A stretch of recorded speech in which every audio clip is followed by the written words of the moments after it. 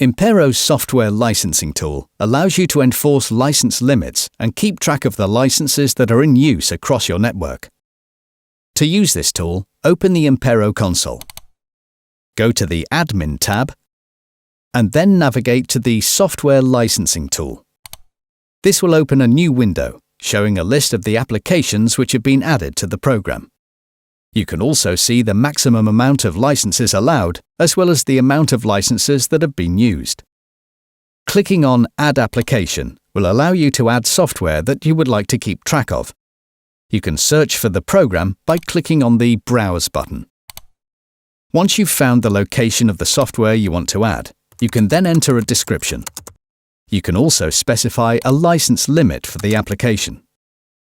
When the maximum number of licenses has been reached, you can choose for Impero to carry out various actions, such as enforcing the maximum license limit, alerting console users that the limit has been reached, or sending an email alert to a predefined email address. There are 3 different ways that software licenses can be monitored. Applying the license by computer will bind the license to a workstation, regardless of who is using it.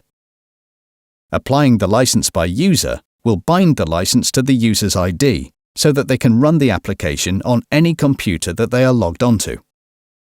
Applying the license by session means that the license is only applied for the duration of that particular session. As soon as the session ends, the license is freed. To apply your settings, click on OK. Within the Software Licensing Control window, you can access different cleanup settings and also refresh the display of applications that have been added.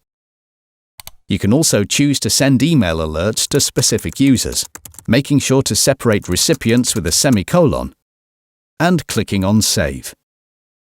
Finally, you can also export the current software licensing policies as a CSV file, saving this to a location of your choice.